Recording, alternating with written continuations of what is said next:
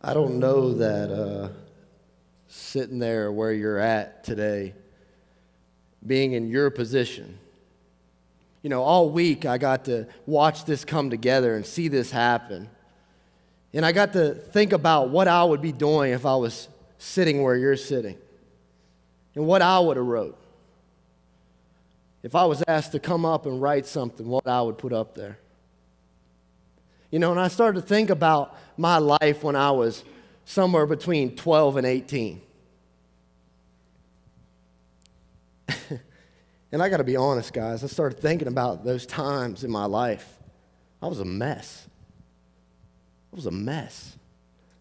So for me to write one thing up there, I don't know that I could have done it. I felt like I had so many different things that I could have wrote, that I don't know that I could have built the courage to even go up there and write something, or where to even start. So many times in our lives, we get these things going on that we would so-called put up there, and we finally do what? We finally mount up the courage to try to change it. Okay, I can do it. I'm gonna go up there and I'm gonna write pride. I'm gonna give it everything I got to write pride. And when I write pride, I'm gonna be forever changed. My life will be different, right? I'm gonna give it everything I got. And somewhere in my effort, guys, at like 15, 16, 17 years old, I would try and I would try and I would try. I would see other kids in my school and want to be like them and be envious of them and do stupid things to try to impress them. And even when they laughed at me, I'd get angry then, right? That was the better thing to do, get angry about it. That's what I'm saying. I couldn't have just wrote one thing. So then, like I said, I built up the courage, right? I'm gonna write that change. I'm gonna make it happen. I'm gonna write one thing down, and I'm gonna walk away completely different. And I would do that, right? I would sit where you're at, and I would be in an event like this, and I heard what the preacher was saying, or heard whoever was speaking what they were saying. I'm like, man, I got it now. I can go out here and I can overcome that. I'm gonna change that about my life. And I would go out and try. And guess what would happen? I'd end up in the same hole time and time again.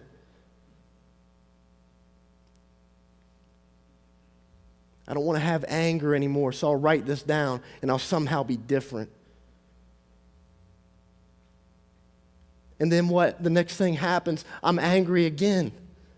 I thought I could beat this. I thought I could overcome this. I thought I had it. But I ended up in the same hole. In the same hole, time and time again. Do any of you feel like that in your life right now? There's something that you want to give up. You really want to give something up. You're tired of how it makes you feel. You're tired of how people perceive you. You have labels on your life.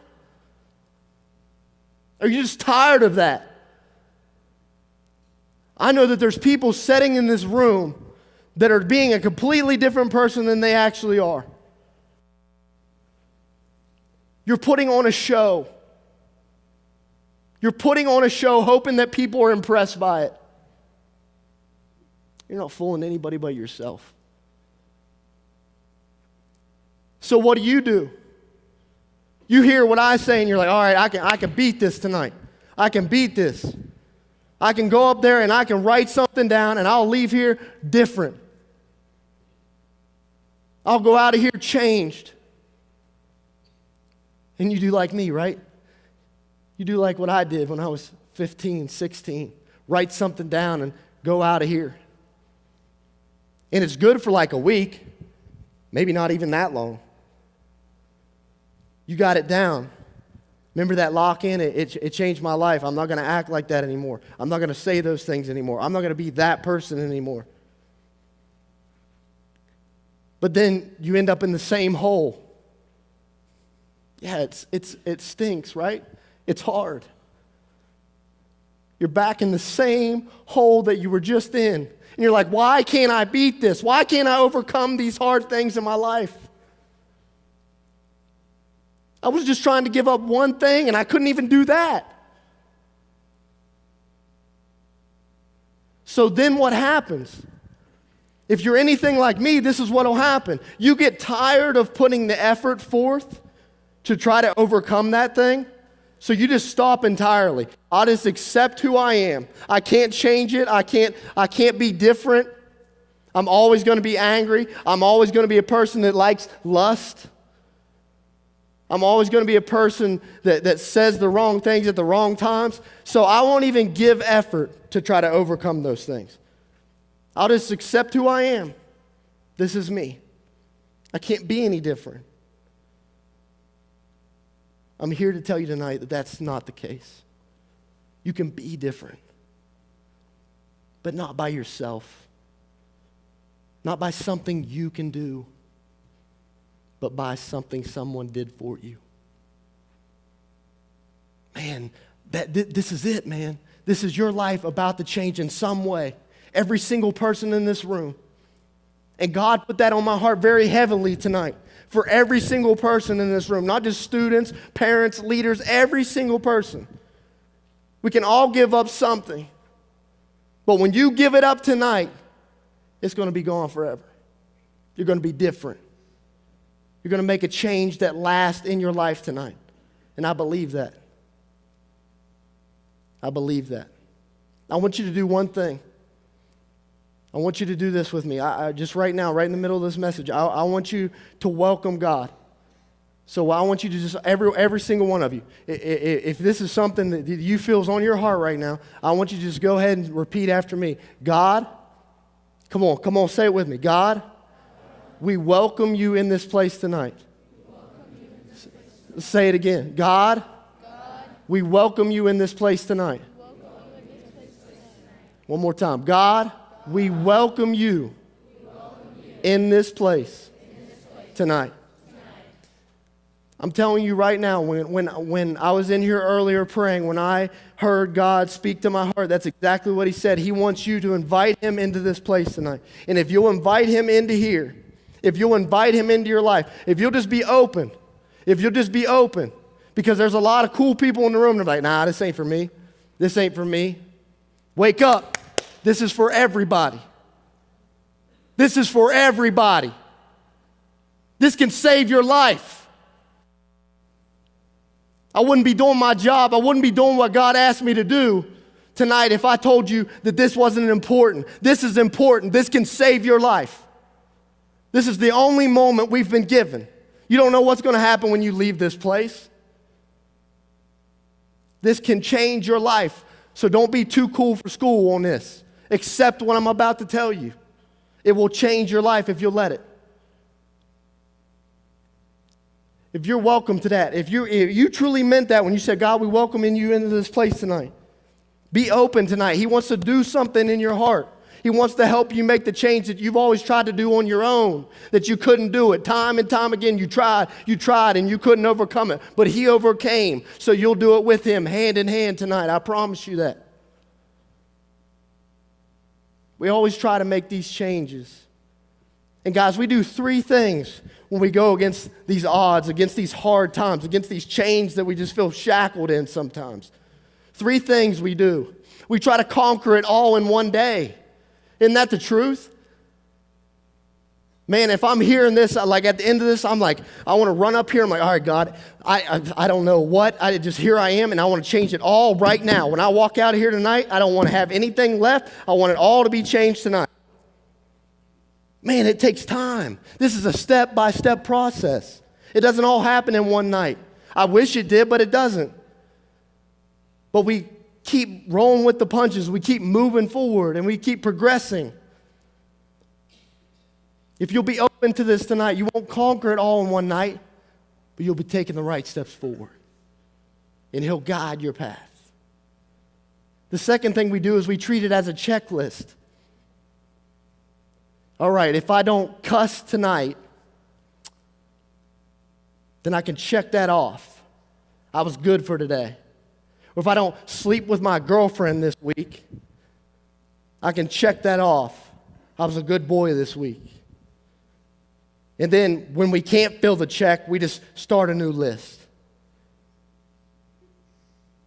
It's what we do, guys. And the third thing that we do is something that I would always try to do. Well, I didn't accomplish it this time, so I'll just try harder next time. I didn't accomplish it this time, so I'll just try harder next time, and maybe I'll get it right. You can't do this alone. If you want to do this the right way, you're going to have to do it God's way. You're going to have to do it God's way. But He will be with you. He will be with you. This is what He says in Psalms chapter 73. When my heart was grieved, when my spirit was embittered, or in other versions it says bitter, when my spirit was bitter. So like when these bad things start happening and you have these struggles and you can't overcome them and you just feel like weak at heart, you're like, man, what is this? I don't want to feel like this. That's what this verse is saying. I was senseless and ignorant. I was a brute beast before you. Yet, I am always with you. You hold me by my right hand. Man, that's God saying, no matter what you go through, no matter what's going on in your life, every single person in this room tonight, don't tell me you don't have something going on in your life. We all have something going on in our life. But that's why I said welcome Him. Welcome Him tonight. If you'll open your heart up, He will take your hand, and He won't let go unless you let go. He will hold your hand no matter where you go. I'm telling you, you can't overcome these one things or everythings in your life without Jesus. You need Him in your life. He will hold your hand every step of the way. It will make a difference. It will make a difference. He says it in a different way in Psalm 23. And I love this. So many of you, I'm sure, know this passage. A psalm of David. The Lord is my shepherd. I lack nothing. I mean, we could stop right there. We could literally stop right there. If He is my shepherd, if I trust in His plan, if I trust in Him, Lord, I understand that I can no longer do this by myself. I need You to help me get through this. That's my shepherd. And now I lack nothing because I have Him. But it goes on. It goes on. He makes me lay down in green pastures, and He leads me beside quiet waters. He refreshes my soul. Man, anybody need a refreshing tonight? You just feel like you need a fresh start. You just need a new beginning, something, a new start. You just wish that things could change. Tonight you can get your refreshing if you need that. He guides me on the right path for His name's sake. Not for me, but for Him. Even though I walk through the darkest valleys, doesn't it feel like you walk through a dark valley sometimes? Isn't somebody in here going through a hard time right now, and it just feels like darkness? It does, right? It says, even though you may be experiencing that, you should not fear anything. Why? For I am with you. He is with you. You are my rod. You are my staff. And they comfort me. I want you to think about something. When we said at the beginning of the passage, it talks about a shepherd, right? And a shepherd has a rod or a staff. And when sheep get out of line, they bring them back into the flock, right? Man, that's amazing to think of God in that way. If any time you're getting out of line or something's going on, God doesn't hit you back in line. He gently brings you back into where you need to be. And not only that, you're fine. And not only that, think about this. This is all I could get in my head this week. Lord, I was thinking about, God, there's so many times I feel like I'm falling down. I feel like I'm falling short of You, Lord. But He said to me this. He said the exact words in my heart. I gave You my rod and my staff so when you start to fall, you can lean on it. Man, if you need something to lean on tonight, God is there for you. God is there for you. If you need something to lean on, you're no longer strong enough to hold up yourself. He is there for you to lean on. Go on. You prepare a table before And you prepare a table before me in the presence of my enemies, and you anoint my head with oil, and my cup overflows. Anybody feel like they got some enemies in the room right now? How crazy is that? Prepare a table before my enemies? That you won't have any grudges against those people anymore? You'll be in peace? You'll have a peace about you. Man, give something up for God. Surely goodness and love will follow me all the days of my life, and I will dwell in the house of the Lord forever. You know, the more and more that I got to thinking about what's the one thing I could give up? What's the one thing I could give up? What do you want from me, God? And I sat there as a 15, 13, 16, 17, whatever age you are, I sat there and I thought about that. And you know what? If I had to write something up here,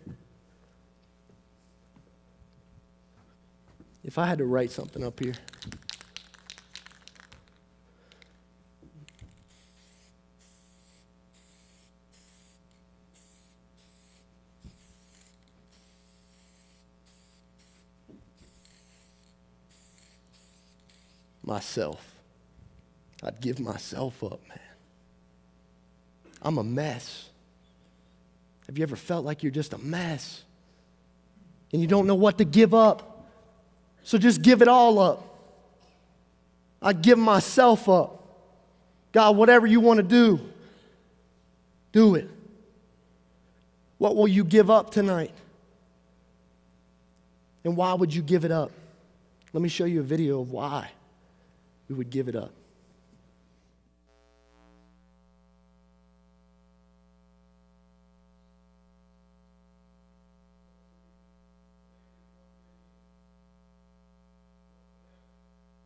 Whatever that one thing is. Come on. We all got one thing. Maybe it's everything. But he died on that cross. And that one thing that's in your heart right now was laid across his shoulders. So you don't have to carry it anymore. Will you give up the one thing tonight? Maybe you're new to this, and maybe you don't know all about it. But you see what Jesus did for you, and you want to accept him into your life. You grab one of these leaders in this room, and they will pray with you the prayer of salvation. You just say yes to Jesus tonight. Maybe you're someone that's been on the fence. Not so sure about this. I kind of like Jesus, and then at times I just want to do my own thing. Well, let me tell you this. You doing your own thing isn't working. It's not working. Let him take it. Let's do it his way. If you're a believer in the room, if you've already accepted Jesus into your life,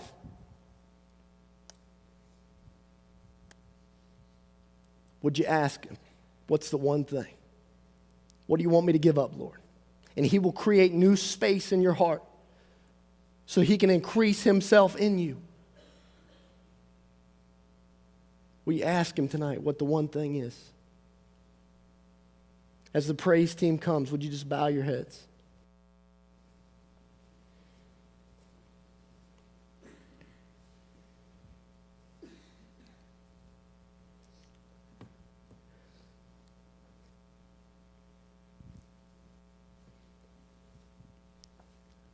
Think about what he did for you.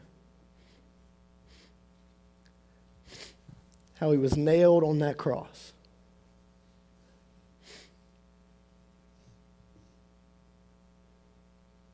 Think about it. God, we welcome you in this place. Holy Spirit, come. Have your way. Think about it. You don't have to carry the weight of that one thing anymore. You don't have to live your life the way you're living it anymore. You can give it up tonight. Allow him to take your hand.